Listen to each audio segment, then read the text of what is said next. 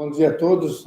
Essa é uma iniciativa da Associação Brasileira de Transplante de Órgãos, do Sistema Nacional de Transplante e do Hospital do Rim. O Hospital do Rim está comemorando 25 anos, já está quase chegando em 30, mas enquanto não chegar em 30, nós vamos continuar falando que estamos comemorando 25 anos. E hoje nós estamos discutindo uma sequência de reuniões agora, que são os entraves do programa de transplante, especialmente na captação de órgãos no Brasil. Você já mencionou, nós já fizemos 10 apresentações, as 10 versaram sobre esse tema. Na próxima semana, o Edivaldo vai falar sobre abordagem familiar e comunicação de más notícias. E hoje nós convidamos o Renato Hidalgo para falar sobre a organização dos processos na cirurgia de captação de múltiplos órgãos. Ele não vai mostrar a técnica de captação, ele vai falar como que está organizado, como ele resolveu esse processo de captação de múltiplos órgãos por uma equipe só. Ele é graduado em 2001 na PUC de Sorocaba, fez toda a residência e especialização também na PUC de Sorocaba. Hoje ele coordena o serviço de captação de órgãos e tecidos de uma OPO, que é a OPO de Sorocaba, coordena uma região grande. É coordenador do serviço de transplante hepático do Hospital Unimed de Sorocaba.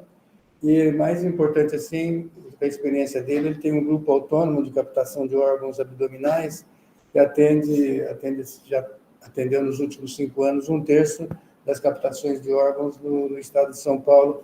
Ele atende principalmente o Hospital Albert Einstein, aqui a Escola Paulista de Medicina para captação de pâncreas e fígado, e toda a região de Sorocaba ele que faz a captação também com a equipe dele. E nós queremos discutir com ele essa experiência, que é a experiência similar que tem o Bernardo Sabá, e tem o Heraldo, que está montando, criou recentemente em Salvador, na Bahia, e o Joel, que tradicionalmente é quem tem essa equipe mais estruturada por mais tempo. Renato, muito obrigado pela sua presença, é um prazer ter você aqui, e vamos entender como você apresenta, como você faz esse trabalho belo que você faz aqui no estado. Obrigado. Eu queria, em primeiro lugar, agradecer ao professor Medina pelo convite, agradecer também a Luciana e o professor Walter Duro, em nome da BTO. Para mim é um prazer, e mais do que isso, uma honra vir falar aqui com vocês, em um lugar onde há algumas semanas falaram pessoas bastante importantes do cenário nacional do transplante, como o Joel, o Reginaldo Bono, o professor Walter Duro mesmo, o Gustavo. E acho que isso só engrandece. Eu tenho acompanhado as reuniões também. E a ideia foi discutir um pouquinho a respeito dessa experiência com a retirada de múltiplos órgãos abdominais que nós temos feito.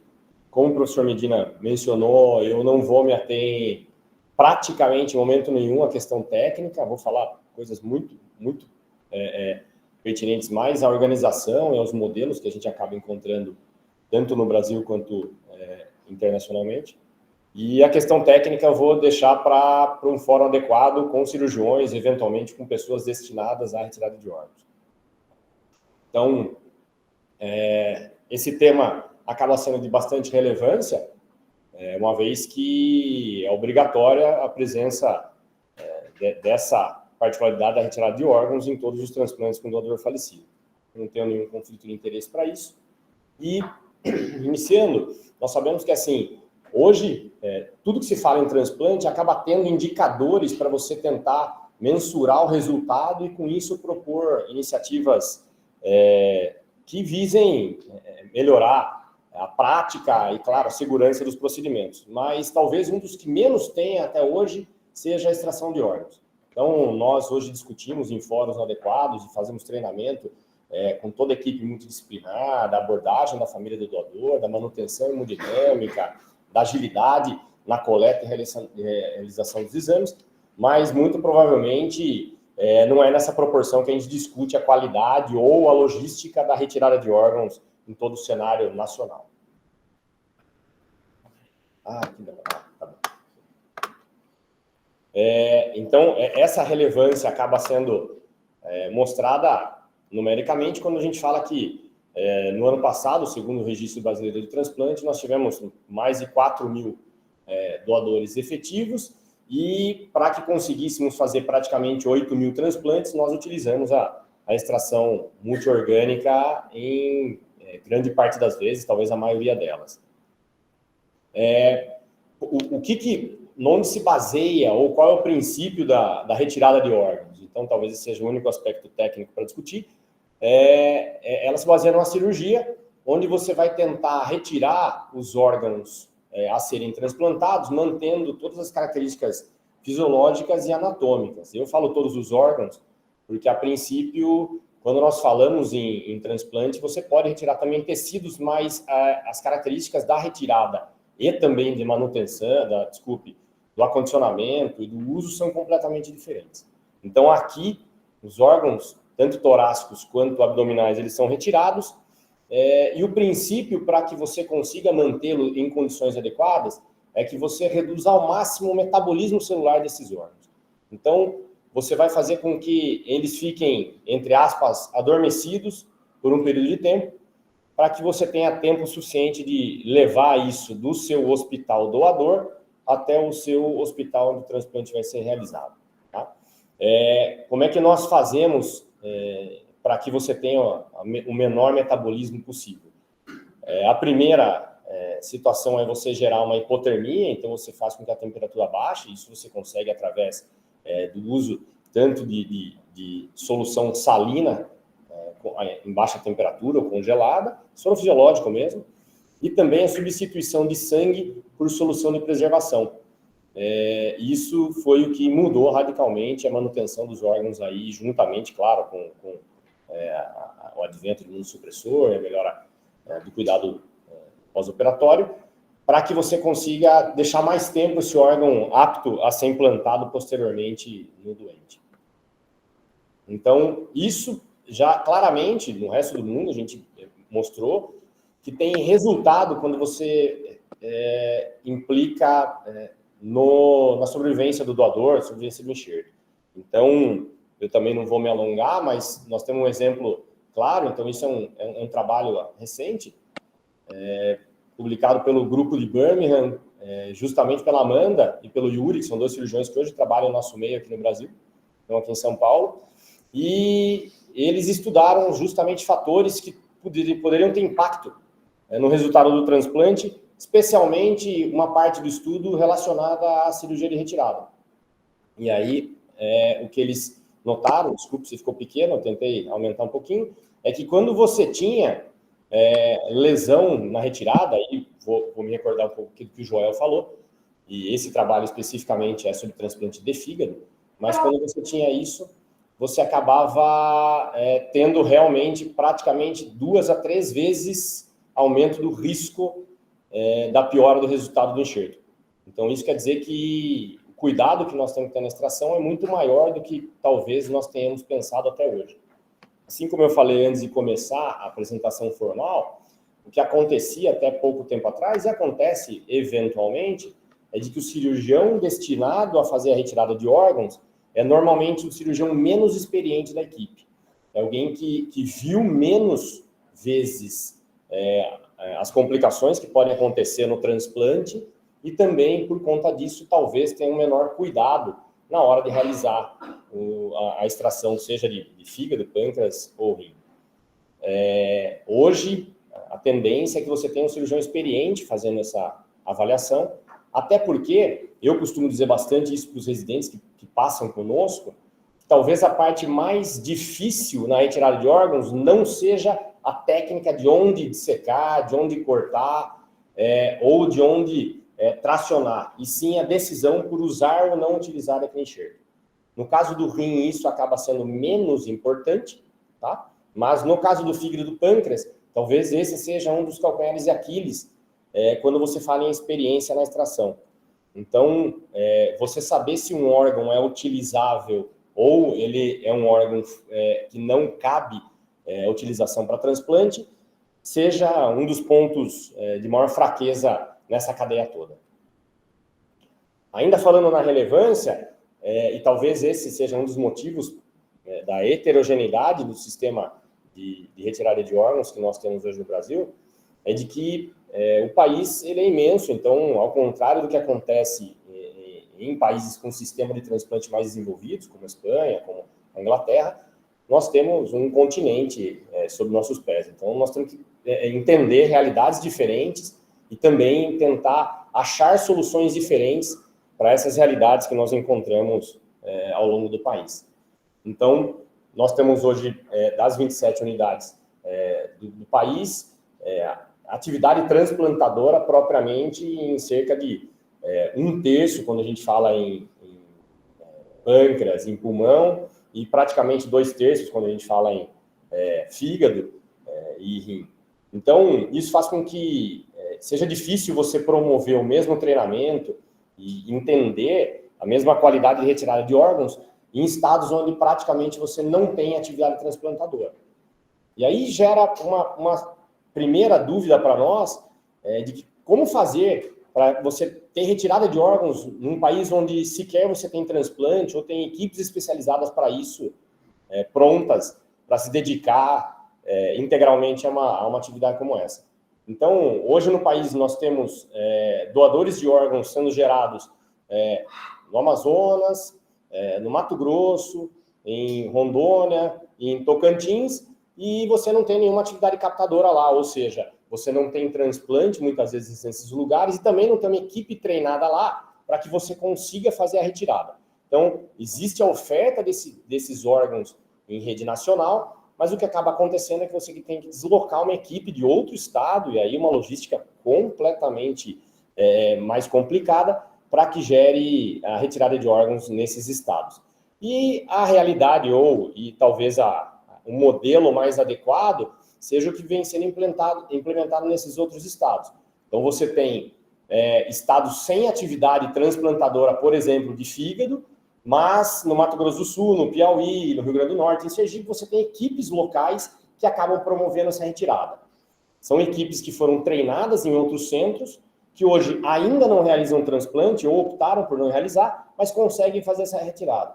Então, isso faz com que você diminua as dificuldades logísticas. O exemplo disso, talvez foi o último credenciamento, o Gustavo, é um cirurgião que treinou conosco lá em Sorocaba durante cerca de 3 anos, e hoje ele está em Campo Grande, já providenciando e vendo a possibilidade de montar um centro transplantador, mas enquanto isso não acontece, movimentando a retirada de órgãos. Eu conversei nesses últimos dias com as equipes ao redor, então, por exemplo, a equipe de Brasília, e eles estavam me dizendo que isso mudou bastante a realidade deles, porque os órgãos do Mato Grosso do Sul, quase em sua totalidade, eram retirados pela equipe de Brasília, que tinha que se deslocar até lá. E agora, o que acaba acontecendo é que a equipe local do Mato Grosso do Sul disponibiliza praticamente a totalidade desses órgãos para eles. Como é que isso tem sido feito e como é que tem acontecido isso na realidade brasileira? Então, tudo que acontece hoje se baseia na legislação vigente, então nessa portaria de consolidação de 2017, mas que, na verdade, foi estruturada nas últimas leis que a gente colocou aqui nesse primeiro ponto. E essa lei, essa portaria, ela acaba elucidando, acaba montando toda a estrutura do Sistema Nacional de Transplante. No entanto, você vê em pouquíssimas linhas alguma coisa relacionada à atividade da retirada de órgãos. Então, se você pontuar isso, talvez você tenha em 3 ou 4 parágrafos algumas citações. Uma delas é de que as OPOS podem ter dentro dela equipes de extração multiorgânica, que hoje o que acontece, por exemplo, no estado de São Paulo, e como que essas equipes devem ser formadas. E aqui talvez eu chame a segunda atenção de todo mundo, né? Então, essas equipes de retiradas de transplante, elas devem ser formadas por pessoas com experiência e devem ter autorização formal do Sistema Nacional de Transplante. E aí, talvez, seja uma preocupação para nós, porque se nós olharmos hoje as retiradas de órgãos feitas no Brasil inteiro, eu acredito que não seja a maioria dos cirurgiões que fazem essas retiradas que tenham os nomes ou sejam autorizados formalmente pelo Ministério da Saúde. Tem muita gente que acaba fazendo a retirada de órgãos e não estão nas portarias, tá? Então, talvez essa seja o segundo ponto de atenção, mas um primeiro momento já de mudança, fazendo com que nós exigíssemos que essas pessoas que tiram tivessem esse selo, vamos dizer, de qualidade pelo Ministério da Saúde, ou seja, fossem pessoas com formação comprovada e com qualidade comprovada na retirada de órgãos. As portarias não falam em momento algum como deve ser a manutenção ou como deve ser a execução da retirada de órgãos, seja dizendo que as equipes têm que ter um vínculo com isso, vínculo com aquele, tem que ter um cirurgião dedicado a isso, um cirurgião dedicado àquilo.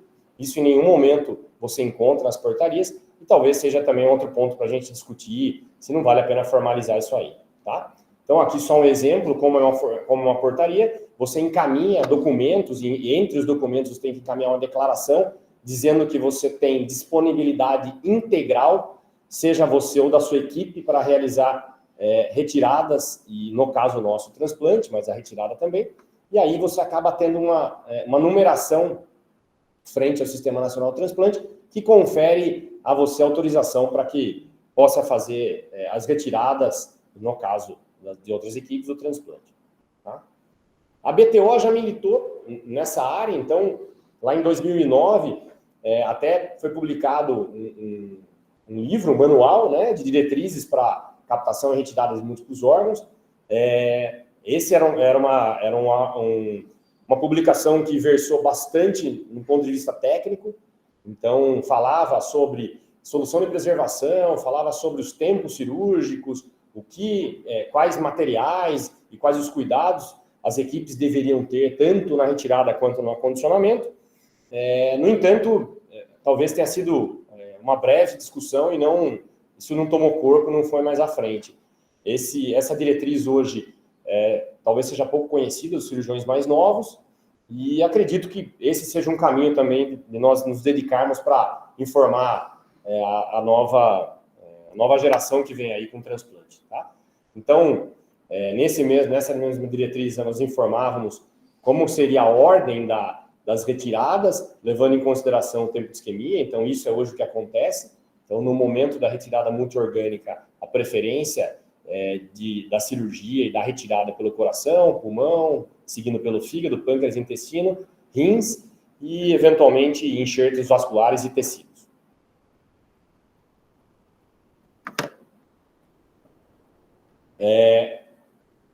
Na prática, travou aqui, desculpe. Então, na prática, o que tem acontecido na grande maioria dos centros? E eu vou falar um pouco depois de ter conversado com alguns centros transplantadores pelo Brasil.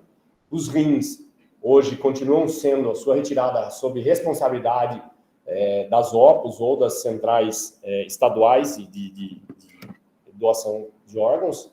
Essas centrais, essas OPOS acabam contratando ou fazendo um acordo com equipes de retirada, sejam equipes destinadas à retirada exclusivamente do rim, os urologistas, ou eventualmente equipes que já trabalham com transplante de outros órgãos abdominais, mas o que acaba acontecendo é que isso em muitas das partes não são formalizados, então não existem contratos para isso, isso esbarra numa questão de segurança desses profissionais, sendo que os demais órgãos, a retirada fica sob responsabilidade das equipes que utilizarão esses enxertos. Então, no caso do coração e do pulmão, isso é bem claro. No caso do fígado, do pâncreas e intestino, o que acaba acontecendo é que as próprias equipes têm que ir até o hospital doador e fazer essa retirada, sejam elas próprias ou equipes contratadas por ela. Tá? No caso dos tecidos, hoje você tem uma rede de banco de tecidos que acaba se regionalizando e fazendo a retirada dos membros. Tá bom?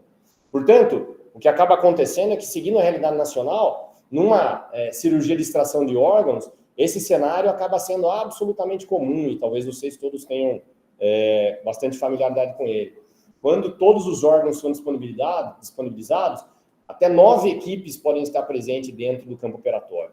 Então, não tem como 9 equipes conversarem a mesma linguagem, atuarem simultaneamente. Então, a chance de você ter uma lesão nesses órgãos ela é maior. E mais do que isso, você atrasa muito o processo de retirada. Então, nós estamos falando aqui em doadores de órgãos que muitas vezes ficam entre a chegada no centro cirúrgico e a entrega do corpo à família mais de 6 ou 7 horas. E sabendo que uma cirurgia de retirada de órgãos multiorgânica você faz em 2 a 3 horas com qualidade adequada. Então, essas dificuldades talvez sejam as que nós vamos encontrar quando formos viajar por todos os estados, e que talvez valha a pena entender um pouco a realidade fora daqui. Então, um modelo que eu quis trazer para vocês aqui, e eu selecionei não por acaso, talvez seja porque ele é um modelo de sucesso que vem mostrando melhora desde a sua implementação, é o sistema inglês de retirada de órgãos. Então, lá o governo acabou criando times de retiradas multiorgânicas. Isso aconteceu inicialmente em abril de 2010. De lá para cá já ocorreram 3 revisões desse sistema, e a cada revisão eles olham os indicadores de qualidade e eles veem que tenha ocorrido melhora. Portanto, eles investem nas áreas ou nos pontos onde você não tem melhoria. Inicialmente eram 8 equipes de retirada abdominal e 5 equipes de retiradas cardiotorácicas, sendo que a Escócia tinha um time próprio que fazia a retirada multiorgânica, cardiotorácica e abdominal. Então, isso fazia com que eles tivessem, ou com que eles tenham, equipe 24 horas por semana, 7 dias, e atualmente elas são 10 equipes de retiradas abdominais, sendo que todo o tempo você tem 8 delas prontas a serem enviadas aos hospitais doadores. Tá? No que diz respeito aos órgãos torácicos, hoje eles têm 6 times e 3 deles full-time disponíveis. Então, ou seja, eles têm uma escala onde eles fazem com que essas equipes fiquem prontas para extração. Esse gráfico do lado, na verdade, é da última revisão deles, é um anuário que saiu no ano passado, que mostra que, na maior parte do tempo, ou seja, praticamente 25% do ano, eles têm 4 extrações acontecendo simultaneamente. Então, você tem 4 extrações abdominais acontecendo pelo país. No entanto, isso parece bastante, mas se você imaginar que tem 8 times disponíveis, eles passam praticamente 50% do tempo sem ter nenhuma extração. Então, aqui em cima, se você ler, depois nós vamos disponibilizar, isso é bastante interessante, porque o sistema inglês de transplante ele tem isso publicado na internet, então qualquer um pode acessar esses dados. Ele mostra que em 51% dos dias do ano, as equipes não fizeram nenhuma extração. E sendo que nos outros 49, eles tiveram ao menos uma, na verdade, em poucas vezes eles tiveram mais do que 2 doadores por dia. Né? Então, mostra que quando você tem vários times trabalhando, você consegue fazer com que você minimize a carga de trabalho dessas equipes e, com isso, intencionalmente, você melhora a qualidade. Nesse último anuário, eles fizeram 1.688 procedimentos. Tá? E o interessante é que esses profissionais que trabalham nesses times são profissionais das equipes transplantadoras. Então, o que eu quero dizer é justamente o que nós conversamos inicialmente. Não é que eles montaram times de retirada de cirurgiões ou de enfermeiros que são alheios ao transplante. Muito pelo contrário. São parte dos times de transplante que tem no Reino Unido e que prestam esse serviço em alguma parte da sua atividade. Vale lembrar que, assim, nós estamos falando de um país que, claro, tem uma extensão territorial que equivaleria próximo a Paraná, né? Então, nós estamos falando de um país muito menor, com uma realidade muito diferente do que a gente tem hoje no Brasil. E o último item que eu queria falar a respeito desse sistema é que é um sistema absolutamente mantido pelo Estado. Então, a remuneração dos profissionais, a disponibilização de transporte, tudo isso, a disponibilização de líquido de preservação, tudo isso ela é disponibilizada pelo Estado. Então, você não tem nada do próprio hospital, nada do próprio time envolvido nisso aí. Então, isso também facilita as coisas, sendo que você não tem que pensar da onde está vindo esse financiamento para manter seu time. Tá? Então, como é que são os modelos que a gente encontra hoje no Brasil? Eu volto a dizer, eu conversei com alguns transplantadores das diversas regiões do país para entender um pouquinho como é que as coisas têm sido feitas, e já peço desculpas se eventualmente eu não entendi integralmente as propostas, e aí fico à disposição para ser corrigido aqui publicamente pelo Joel, pelo professor Bernardo Sabá, pelo pessoal do Paraná e dos outros estados que porventura eu vou citar aqui. Tá? Hoje o que acaba acontecendo é que as retiradas de fígado, pâncreas e rim são definidas entre as CNCDOs e as equipes. No estado de São Paulo, E nos países onde tem OPO, as OPOs também acabam participando dessa definição. E importante citar que, assim, nós estamos falando todo esse tempo absolutamente de retirada. Então, as equipes que fazem retirada, as equipes transplantadoras não participam em hipótese nenhuma na viabilização da doação ou na distribuição, ou seja, nós só entramos no cenário da captação de órgãos no momento em que os órgãos já foram distribuídos. Então, não tem nenhuma interferência desses times no que diz respeito à distribuição ou alocação de órgãos, tá? Então, no Paraná, hoje, você tem uma divisão regional, então você tem 3 centros no Paraná que acabam sendo os centros que executam essas retiradas, uma mais ao norte, situada em Maringá, outra mais a oeste, situada em Cascavel, e outros, na verdade, mais na faixa litorânea e situados em Curitiba. E o que acaba acontecendo é que, dependendo da região onde a extração acontece, esses serviços, as equipes se deslocam para fazer a retirada. Então, é comum o intercâmbio de órgãos, tá? Eu conversei com eles e eles dizem que isso inicialmente foi uma coisa, até certo ponto, aceita, vamos dizer, não com tanto gosto, mas que hoje flui muito bem. Uma questão aqui é de que o financiamento dessas retiradas todas o financiamento através da IH, então você não tem incremento do governo para que eles fiquem de sobreaviso, para que eles fiquem prontos para a extração, ou seja, eles recebem o que eles produzirem, tá? O líquido de preservação a ser utilizado é a critério da equipe que vai retirar, então, portanto, se alguma delas prefere um líquido determinado, mas o outro que vai fazer o transplante prefere outro, há uma discussão entre eles para tentar chegar a um denominador comum, tá?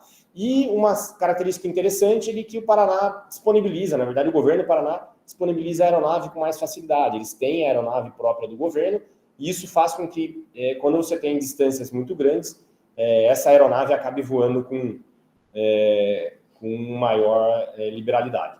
Outro ponto interessante é que hoje eles têm as OPOs, na verdade, hoje o sistema de transplante lá acaba priorizando que as extrações ocorram mais ao longo do dia do que nas madrugadas, e também isso faz com que você tenha maior segurança para a equipe que se desloca até lá. Eu vou falar um pouquinho à frente disso aí. Em Santa Catarina, volto a dizer, o Joel está aí, vai poder falar com maior propriedade, a Santa Catarina Transplantes, que é a Central de Transplantes de lá, organizou uma equipe própria com 8 cirurgiões, em que todos eles acabam sendo sediados, vamos dizer assim, num hospital Santa Isabel, que é onde seria, vamos dizer, a sede desse time de captação. Eles recebem todas as captações através das AIHs geradas nesse centro transplantador. Então, novamente, esse modelo de Santa Catarina não prevê uma remuneração por sobreaviso, ou seja, eles não ganham o plantão, eles ganham o que eles fazem. Eles conseguem retirar bastante órgãos, então, novamente, usando o que o Joel comentou, são mais de 320 extrações por ano.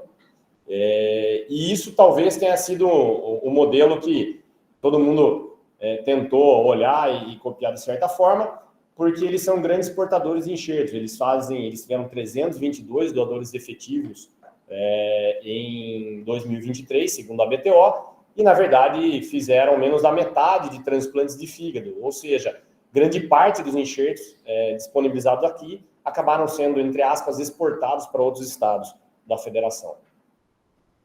Pernambuco, que é a terra e aí o local de atuação do professor Bernardo Sabá, ele estava me dizendo que eles têm uma equipe regional, que na verdade é encabeçada por ele. Essa equipe já atua há bastante tempo, tem bastante experiência em retirada. No entanto, não é uma equipe exclusiva, ou seja, não é o Estado quem determina, por exemplo, que os órgãos do doador seja retirado por ele ou por outra equipe. Na verdade, essa equipe está disponível para fazer a retirada. No entanto, o centro que irá receber o órgão pode optar se ele quer ir até lá fazer a retirada do fígado ou se ele prefere que a equipe liderada pelo professor Bernardo Sabá vá até lá, tá? Novamente, o líquido de preservação fica sob responsabilidade da equipe de retirada. E isso talvez seja um ponto a ser discutido, porque entre as coisas que você tem que administrar, talvez essa seja uma das que gera prejuízo ao centro que vai promover essa retirada, e assim como nos outros lugares, o financiamento é tudo através de AIH, ou seja, você só recebe o que você produzir, você não tem incremento, não tem um pagamento de sobreaviso a essas equipes. Então, o Ceará, Distrito Federal, Minas Gerais e Rio de Janeiro, eles fazem o que a maioria dos outros estados também faz. Então, o que é isso? Os rins são retirados por equipes acordadas, eu vou falar acordadas para não usar o termo contratadas, porque contratadas, eu estaria falando que eles têm um contrato formal. Então, são equipes acordadas pelas OPOS e CNCDOs, enquanto as equipes que fazem transplante de fígado e pâncreas, elas têm que se responsabilizar pela retirada. O que tem acontecido nesses locais é que é muito comum que a equipe que vai retirar o fígado acabe retirando o rim. Isso talvez é uma tendência que aconteça em grandes centros, uma vez que você já está mandando uma equipe de retirada abdominal e, então, portanto, não precisa mandar uma segunda equipe para fazer a retirada dos rins. Novamente, o líquido de preservação ele é a responsabilidade das equipes que retiram fígado e pâncreas, exceção nos casos onde você tem rim exclusivo, que ela é de responsabilidade da CNCDO ou das OPOS. Novamente, o financiamento é através da IH e ninguém acaba ganhando nenhum incremento ou nenhum sobreaviso por isso. Uma iniciativa do Ceará interessante é de que eles também têm promovido, têm discutido muito não realizar as extrações no decorrer da madrugada, priorizando que os times façam os trajetos e acabem operando durante o dia, por conta da questão tanto do risco da segurança da equipe, quanto também da qualidade de enxertos, uma vez que quando você faz uma retirada durante a madrugada, normalmente esse cirurgião já trabalhou durante o dia e acaba indo até lá e pode ter piora da sua performance. Por fim, São Paulo, já estou me encaminhando para o final, onde eu vou falar a experiência um pouco da nossa equipe. Novamente, São Paulo faz o mesmo que tem feito Ceará, Distrito Federal, Rio de Janeiro. Então, as OPOS são responsáveis pela retirada dos rins. Então, eles têm acordos ou contratos com equipes que fazem isso. Vale ressaltar que parte das OPOS no estado de São Paulo, elas são sediadas em hospitais universitários, e o que acaba acontecendo é que as disciplinas de urologia antes forneciam os profissionais para fazer essa retirada, e isso ao longo do tempo foi se perdendo. Hoje, dificilmente você consegue encontrar uma realidade dessa com um bom resultado. Tá? Novamente, é muito comum que a equipe que vai tirar o rim retire, a equipe que vai tirar o fígado retire esses rins, até porque quando você está no interior do estado de São Paulo, a sede de uma OPO às vezes está a 200 quilômetros do hospital doador. Então, a equipe contratada pela OPO tem dificuldade para se deslocar, e como já tem uma equipe que vai até essa cidade retirar o fígado, eventualmente o pâncreas, ela pode fazer. O líquido de preservação, novamente, é a responsabilidade das equipes, e o financiamento todo pelo SUS. Eu não conheço nenhuma equipe aqui que ganhe, que tenha uma remuneração por sobreaviso, especialmente para retirada de órgãos, principalmente de rim, por exemplo. Nós utilizamos muito pouca aeronave no estado de São Paulo, então é muito comum que uma equipe saia de São Paulo e vá até Presidente Prudente, gaste 5 horas e meia, 6 horas de carro, porque nós temos dificuldade de disponibilização de voos da FAB dentro do estado de São Paulo, talvez pelo número de solicitações que a gente tem. Nós fazemos em torno de 1.000 retiradas ao longo do ano, e isso faz com que a gente consiga usar muito pouco. Nós viabilizamos bastante as passagens aéreas de companhias comerciais, e talvez essa seja uma das iniciativas que a gente tem que promover, utilizando aeronaves próprias do estado, se eventualmente nós tivermos.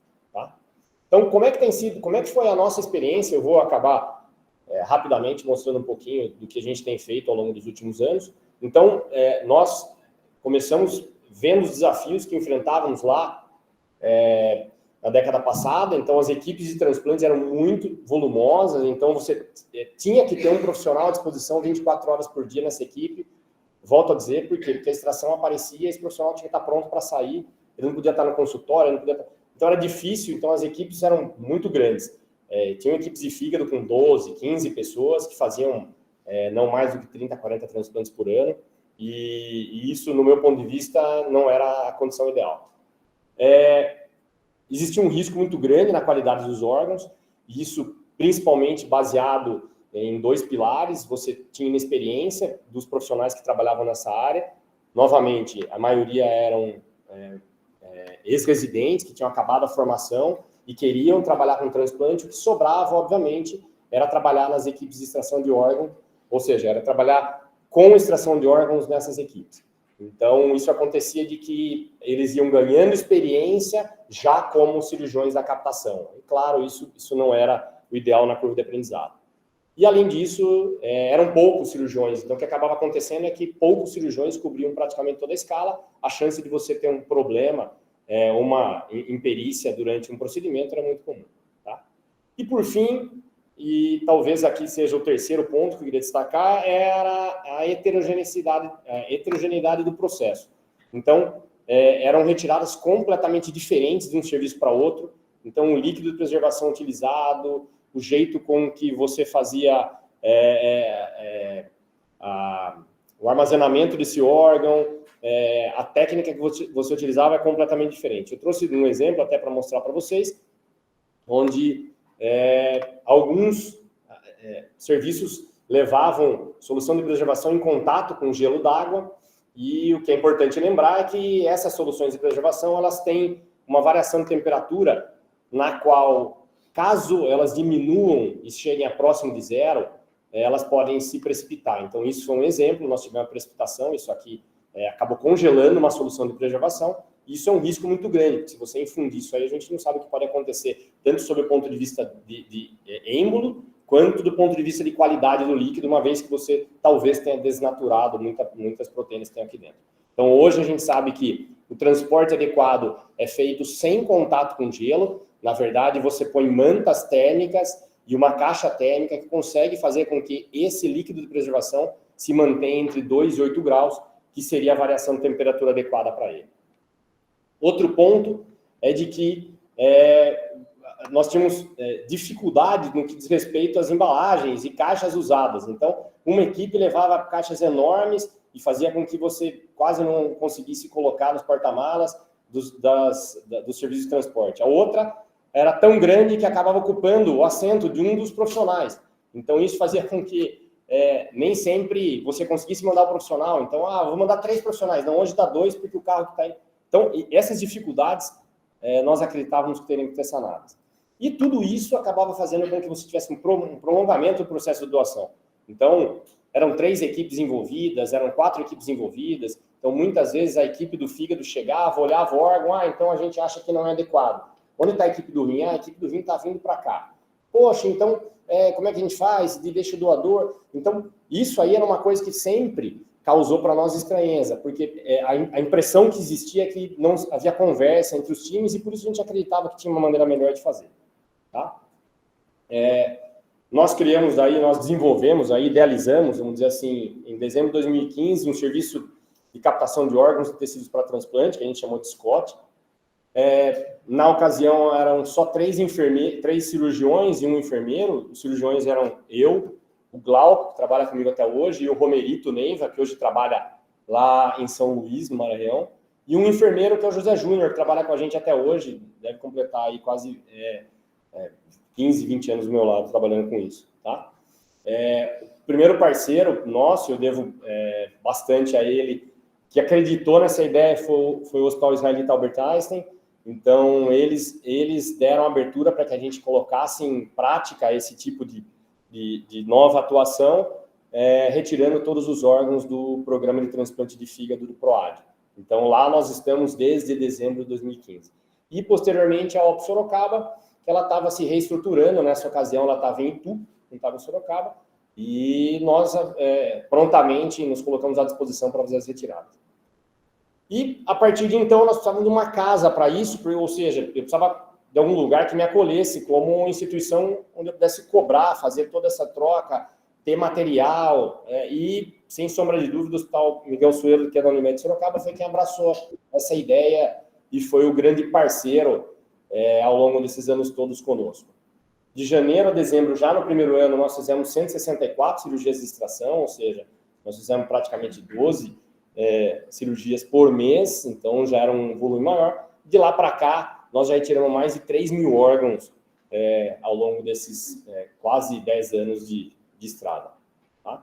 Hoje, nosso time é composto por 6 médicos, 2 enfermeiros, 2 técnicas de enfermagem, uma biomédica. Devo dizer que esses 5 profissionais aí se desdobram bastante para conseguir fazer com que a gente tenha todo o andamento, tanto de instrumentação, perfusão, a parte de gestão relacionada às cobranças e tudo mais. Essa é a nossa equipe médica que trabalha hoje com extração de órgãos e transplante. E os 6 médicos, talvez sejam 5 que trabalham bastante. Eu hoje trabalho menos operacionalmente nas extrações, mas são pessoas incansáveis e eu devo render minha homenagem aqui a eles, porque sem esses 5, talvez nós não tivéssemos onde estamos hoje. Então, eu queria... Aqui, desculpem, o gráfico não... Então, o gráfico não me traiu aqui, talvez eu vou tentar melhorar daí, professor Medina, para pôr a aula completa. Esse gráfico mostra que nós fizemos, nos últimos 5 anos, ao redor de 320 cirurgias por ano. Então, quando eu falo cirurgias, eu quero dizer que nós fomos até um doador em 323 vezes a cada ano. Não quer dizer que quando eu fui tirar um fígado, quando eu fui tirar um pâncreas, não. Eu fui até lá, ou a nossa equipe foi até lá 323 vezes por ano. Mesmo que a gente foi até lá e o fígado não era bom, quando foi, tirou o fígado, pâncreas e rim. Então, uma cirurgia completa, então a ida até lá aconteceu em 323 vezes por ano. Isso fez com que a gente fizesse mais do que 1.600 extrações ao longo dos últimos 5 anos.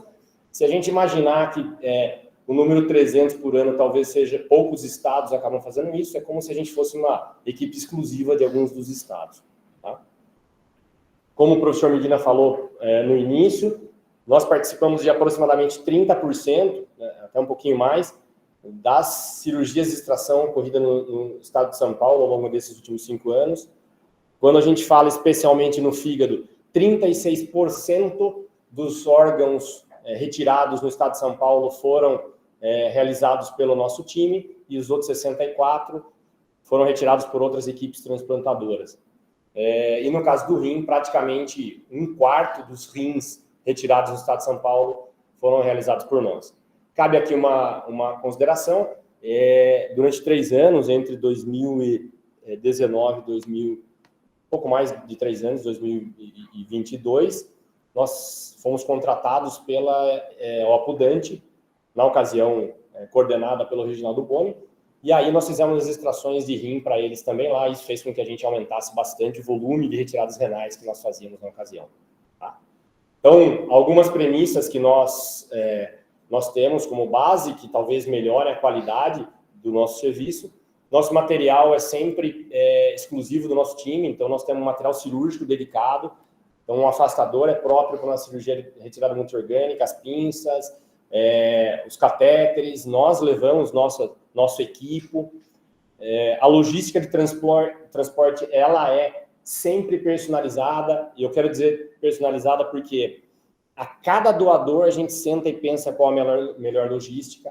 Nós utilizamos o carro da central de transplante, mas muitas vezes nós usamos o carro para levar material e um outro carro contratado por nós leva a equipe de encontro para minimizar o tempo e o desgaste da equipe. Nós rodamos ao redor de 35 mil quilômetros anualmente. Essa é uma conta que eu fiz baseada nos custos que nós temos com o transporte. Nós temos 2 equipes contratadas pela nossa equipe para transporte, uma que atua na capital e Grande São Paulo e uma que atua no interior. Eles são grandes parceiros e fazem com que as coisas consigam andar no tempo adequado. Nós, na retirada de fígado, nós sempre utilizamos o líquido de preservação da equipe receptora. Então, como que acontece isso? Então, um hospital, por exemplo, o Hospital São Paulo, nos chama para trabalhar com eles e para fazer uma parceria. Então, a partir de então, nós vamos retirar todos os fígados para transplante para eles. Então, uma das condições que a gente coloque é que o líquido de preservação seja cedido por eles. Isso talvez seja um ponto que conseguiu fazer com que o custo seja viável desse projeto, porque nós sabemos, e eu vou mostrar um pouquinho aí na frente, que o custo do líquido de preservação talvez seja um dos problemas encontrados. Já no caso dos rins, normalmente as OPOS cedem isso aí. Nós nos adequamos às rotinas, então cada hospital tem uma rotina, a retirada do material num lugar, a entrega em outra, um colhe hemocultura, outro não colhe, outro traz sorotec. Então, isso a gente vai se adaptando a cada time. E talvez um ponto essencial é que a gente teve baixa rotatividade de profissionais. Então, os nossos médicos e a nossa equipe multiprofissional, ela não foi trocando ao longo do tempo. Isso fez com que a gente ganhasse bastante experiência. Quais os desafios que a gente acha que são pontos a serem melhorados? É uma mão de obra super especializada, ela é escassa, o Patavino mesmo falou aqui, é difícil encontrar gente que queira fazer isso. E aqui os trabalhos que eu comentei, o mundo tem olhado para isso, tem mostrado que o burnout, que antes era difícil, hoje, com qualquer batida de pé, pode acontecer. Mas mais do que isso, é porque realmente a rotina tem sido bastante dura para quem faz formação nesses lugares, porque o volume de transplante é muito grande. Tá? Então, a mesma coisa mostrando que a privação de sono dos fellows ou cirurgiões traz problemas na saúde dessas pessoas. Os custos, nós vamos precisar discutir em algum momento isso com o governo. Então, quando eu falo nós, eu não falo como a equipe, mas eu acho que toda a comunidade transplantadora. Então, hoje, quando você vai fazer uma retirada de fígado, você usa líquido de preservação que te custa aproximadamente 6 mil, mas, na verdade, você consegue cobrar para aproximadamente 2.460. Então, quando você fala isso para uma instituição, a primeira coisa que a instituição fala, então vamos fazer o seguinte, vamos utilizar, então, também a IH do serviço profissional. E aí você associa a isso 2.340. Não adianta, você continua tomando prejuízo. Então, ou seja, ou a instituição, que tem um poder muito maior financeiro, consegue sanar isso, ou você não consegue fazer extração, porque a nossa equipe ela é um grão de areia frente a grandes hospitais, né? Então, nós precisamos entender que eles têm que fazer parte dessa gestão e desse financiamento. Tá? Então, hoje, as AIHs para retirada de órgãos, elas não são tão atraentes, mas quando você faz uma retirada multiorgânica, você praticamente consegue fazer com que o cirurgião saia muito bem pago, e por isso talvez eles gostem quando tem pâncreas, fígado e rim numa mesma cirurgia. Tá? A outra coisa é a logística de transporte, cada vez tentar utilizar transportes mais ágeis, isso faz com que você diminua o tempo do processo de doação, e mais do que isso, você melhora a segurança da sua equipe. É fundamental que você tente minimizar a hora de permanência no carro. Então, quando você tem distâncias maiores do que 3 horas, a equipe já chega esgotada para fazer essa extração, a volta nem se fale, e o transporte aéreo, que em alguns estados é uma realidade, aqui no estado de São Paulo a gente não tem. E, por fim, a segurança dos profissionais. Nós estamos falando de segurança tanto pessoal, então, esses profissionais são pessoas que têm família e saem à noite, de madrugada, então não é incomum aqui em São Paulo você entrar dentro de uma viatura da Secretaria da Saúde e ir para o Capão Redondo, ir para um lugar que você passa em diversas localidades que te dá medo.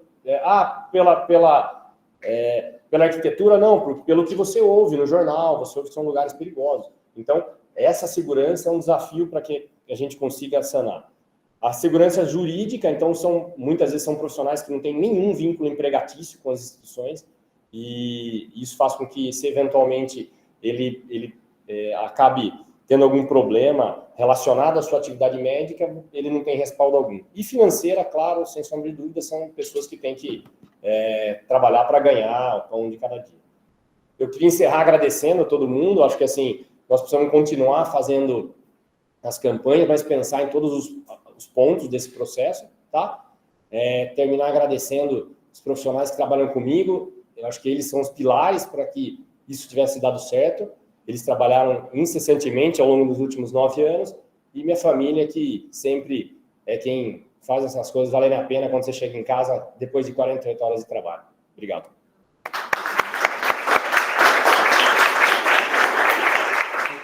Joel tem um comentário. Obrigado pela apresentação, Renato. Super estimulante, assim. Nós estamos pensando por que nós não fizemos isso antes, né?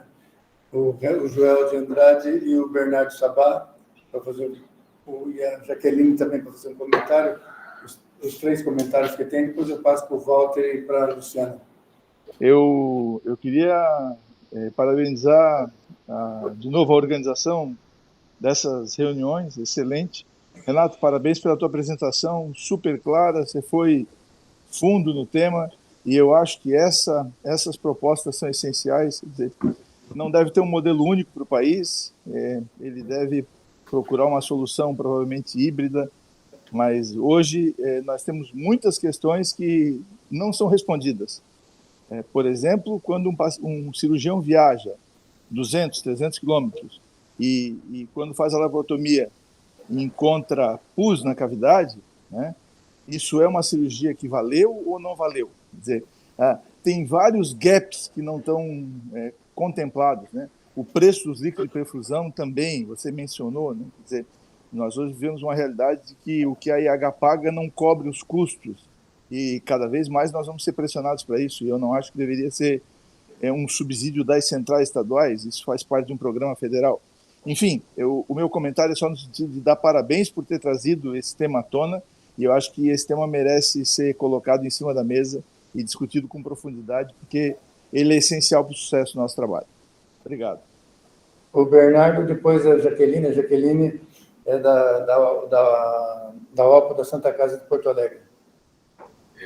Bom dia.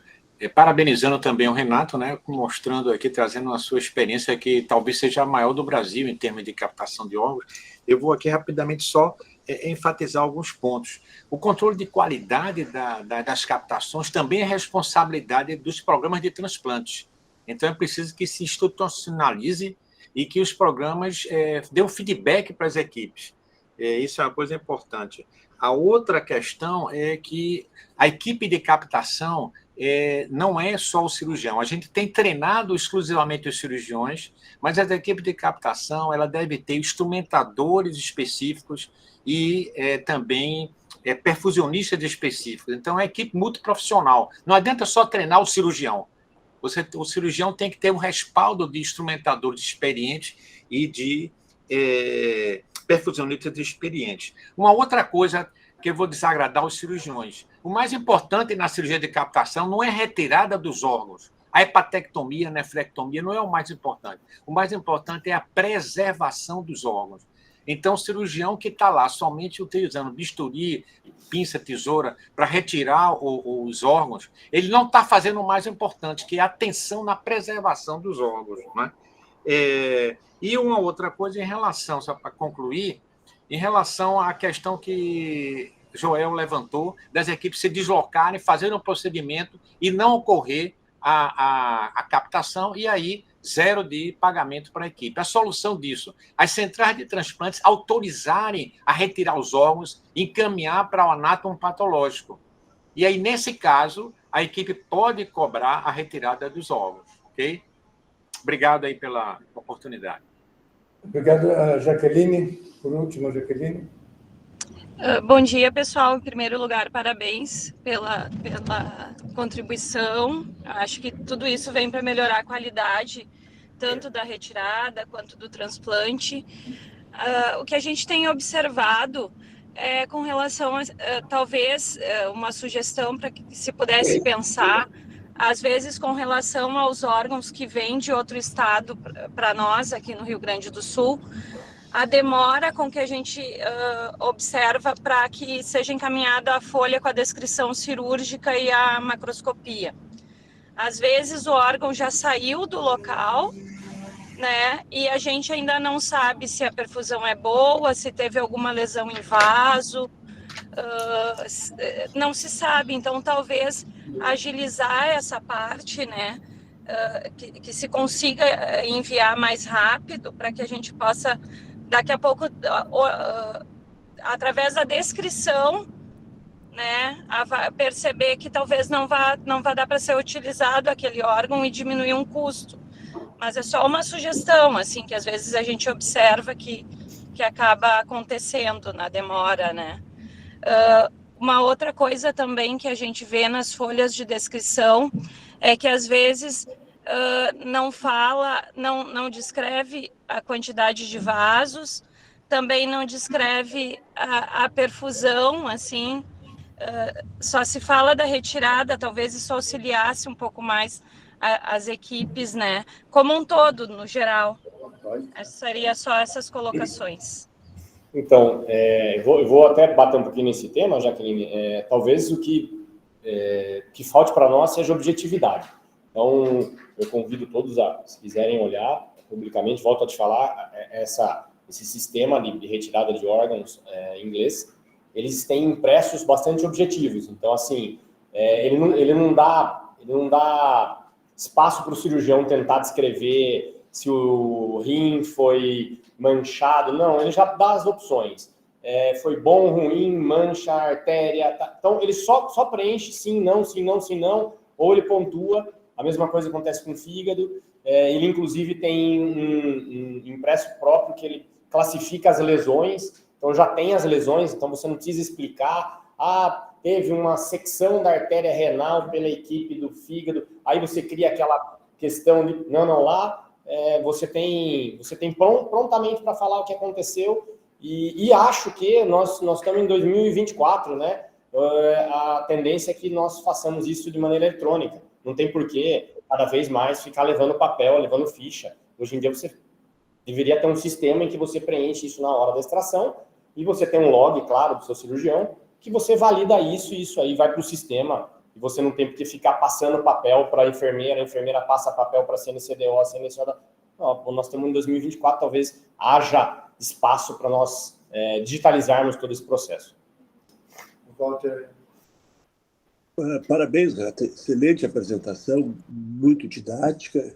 Eu só vou acrescentar, nós temos no Rio Grande do Sul um pouco diferente. Nós, desde 2010, uma das 6 OPOS é só cirúrgica, OPO da retirada.